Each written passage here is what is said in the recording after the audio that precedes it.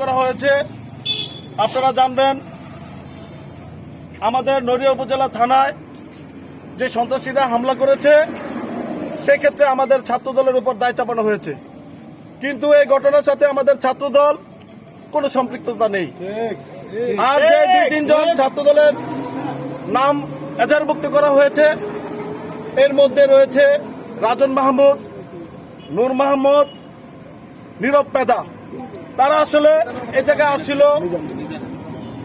আসছিল ঘটনার শুনে তারা সমাধান করার জন্য, কিন্তু তাদের নিয়ন্ত্রণের বাইরে ছিল। এই জায়গায় বিভিন্ন সন্ত্রাসী মহল ঢুকে থানার উপর আক্রমণ করে ছাত্রদলের উপর দায় চাপাতে চেয়েছে এবং যারা উপস্থিত ছিল না এজাহারভুক্ত হয়েছে এর মধ্যে রয়েছে আমাদের আনোয়ার শেখ, মিজানুর রহমান সাত্তার, মনির শেখ, দেলোয়ার কাজী, আক্তার কাজী।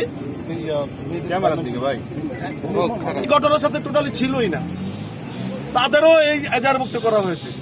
কিন্তু আমাদের প্রশাসনের কাছে দাবি, আপনাদের সিসি ক্যামেরা আছে, যদি ছাত্রদলের কোনো কর্মী উৎসাহীভাবে তারা কাউকে উৎসাহ দিয়ে থাকে তাহলে তাদের শাস্তির আওতায় এনে তাদের দৃষ্টান্তমূলক শাস্তি দেন। কিন্তু যারা নিরপেক্ষ এই ঘটনার সাথে ছিলই না, তারা এই থানাতে আসেই নাই, তাদেরকে আপনারা এজাহারভুক্ত থেকে বাতিল করেন। এটা আমাদের ছাত্রদলের থেকে, নড়িয়া উপজেলা ছাত্রদলের থেকে আহ্বান। সুস্থ তদন্তের মাধ্যমে যারা এই অপকর্মের সাথে জড়িত তাদেরকে শাস্তি হোক।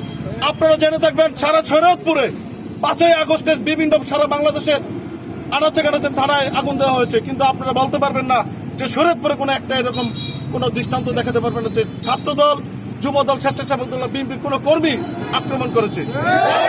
আমরা কেন আক্রমণ করব? আমরা তো তখনই আক্রমণ করিনি। এর পিছনে বিশাল ষড়যন্ত্র রয়েছে ছাত্রদলের উপর দায় চাপানোর জন্য। আর আমাদের নেতা শফিকুর রহমান কিরণ কখনই সন্ত্রাসকে আশ্রয় দেয় না, প্রশ্রয় দেয় না। সন্ত্রাসের বিরুদ্ধে সবসময় অবস্থান এবং ছাত্রদলেরও সবসময় সন্ত্রাসের বিরুদ্ধে অবস্থান। কিন্তু আমাদের কিছু মিডিয়া ভাইয়েরা ভুল কর্মে হয়তো ছাত্রদলের উপর দায় চাপিয়েছে। আমরা আপনাদের এই মিডিয়া প্রেসের মাধ্যমে আপনাদের কাছে উদাত্ত আহ্বান জানাই, তারা যেন আর কোনো প্রচার না জেনে কোনো সংবাদ প্রকাশ না করে তারা যে অরিজিনাল ঘটনা সেটা উদ্ঘাটন করে যেন তারা সঠিক তথ্যগুলো প্রচার করে। আমরা এই ঘটনার সাথে যারা জড়িত তাদের দৃষ্টান্তমূলক শাস্তি চাই এবং এই অপপ্রচারের বিরুদ্ধে আমরা তীব্র প্রতিবাদ জানাই।